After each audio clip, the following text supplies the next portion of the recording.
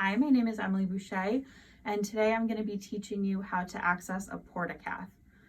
So by the end of this video, you will be able to verbalize the steps to accessing a Port-a-Cath, as well as be able to say some port care tips, and you will be able to demonstrate how to access a Port-a-Cath.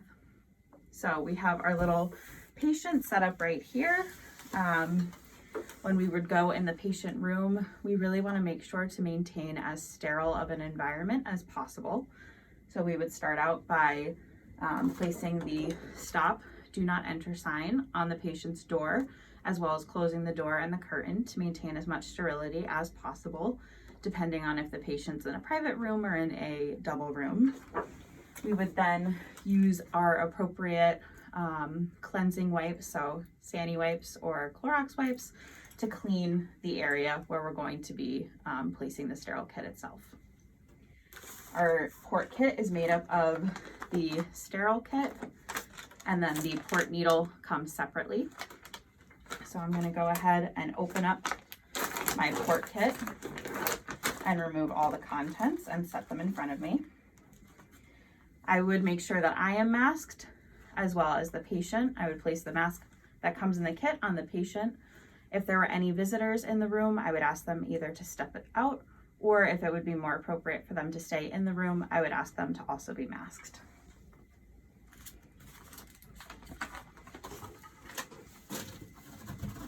In the kit, we have the sterile kit itself, as well as some sterile gloves and hand sanitizer.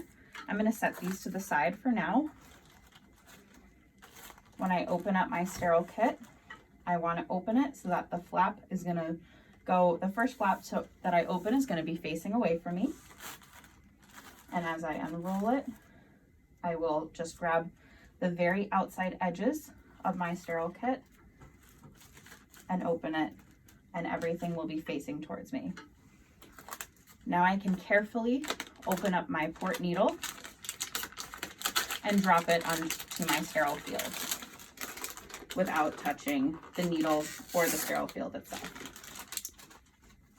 Now that I am all set up with my sterile field, I'm going to use my hand sanitizer and apply my sterile gloves.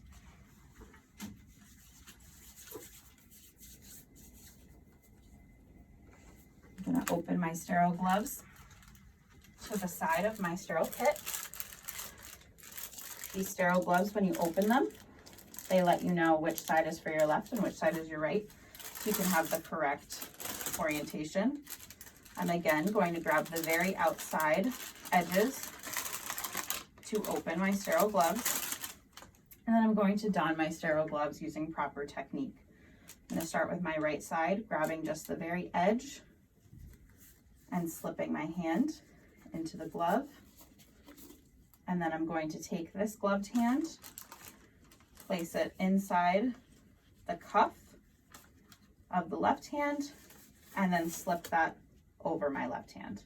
Then I can grab the inside of the cuff with my other hand to adjust until I have my gloves on. And then I can grab the very inside of the packaging and throw that away.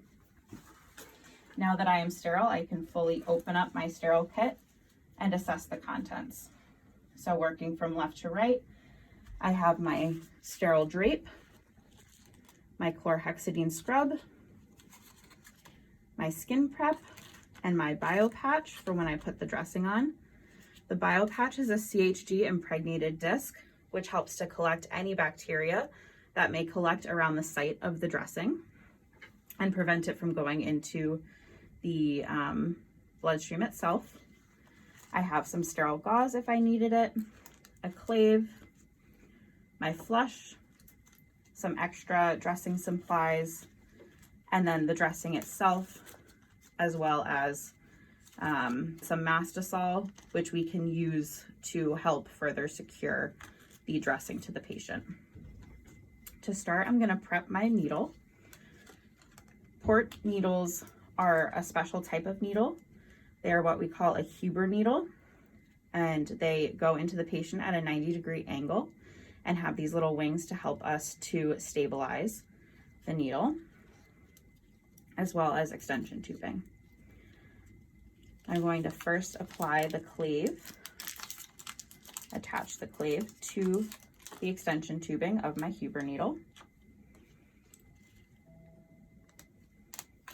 And then I'm going to prime this tubing so that when I initially flush, I am not pushing air into my patient.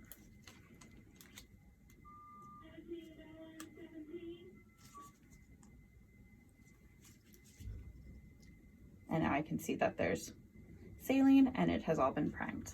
I can set this to the side. And my next step is to clean my patient and get them ready for the needle to be accessed. I can crack my chlorhexidine scrub, and then starting at the very center of the port, I can tell where my port is because when I feel my patient's skin, there's a little bump. That's where the implanted port is located. I'm going to start at the very center and continue outwards in a circle. I'm gonna go side to side, up and down. And I want to clean for approximately 30 seconds to 1 minute to make sure that my patient's skin is as prepped and as sterile as possible.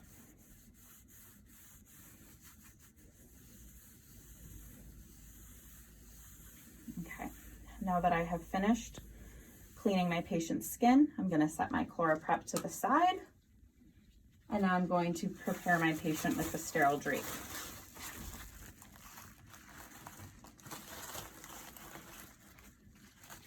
Setting the window so that only my patient's port is visible. Now I am ready to access my patient's port. I'm going to pick up my needle by the 2 yellow wings, take the safety mechanism off, the cover off the needle, and now I'm going to stabilize the port between my 2 fingers and aim for the center. Push all the way in. At this time, I would flush and check for blood return.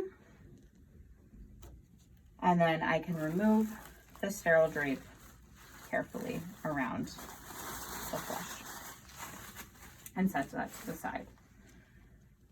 We want to ensure that we have blood return and that our port is easy to flush, and that lets us know that the needle's in the proper place. Once I do that, I can go ahead and disconnect my flush, and I would clamp my tubing and place a green Kuros cap on the end. Now I can prep my patient for the dressing to be applied. I'm going to start with my skin prep wipe. This helps to protect the skin around the port. If our patient is inpatient, this dressing could be in place for up to 7 days. So we want to make sure to take as much care as possible to prevent any skin breakdown while that dressing's in place. While that is drying, I'm going to go ahead and take my BioPatch out of the packaging. The BioPatch has writing on one side that says this side up. This side should be what is facing the dressing and not the patient. And the side that has no writing on it is what will face our patient. There's a little slit in it, and I can use that to slip it around the needle itself.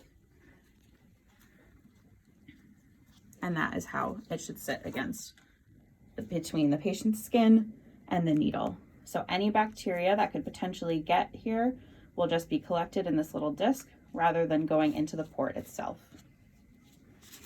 My next step is to use my Mastisol. This is actually made out of tree sap, so it's important to check with your patient first to make sure that they're not allergic to any tree sap before you apply it. It's another way of adhering the dressing and ensuring that that will stay in place for as long as needed, especially in our inpatients. So we just crack the glass vial that's inside of the plastic. And then when we unwrap, now the Mastisol is coming out the end, and we can just draw a square around where the outside edges of where the port will go, the port dressing will go. We'll let that dry for just a second. And now we can apply our dressing. Our dressing is made up of 2 parts. This is the first part. It has in the center. This is a non-adherent part of the dressing that will attach to the port itself, so that when we go to deaccess, we're not just pulling at the port. You can kind of see it a little bit there. So that part we want to just align with the wings. That way they don't get tugged. And we'll just adhere all the edges. And then we can pull down the bottom part of the dressing, taking care that the tubing goes through the slit in the dressing.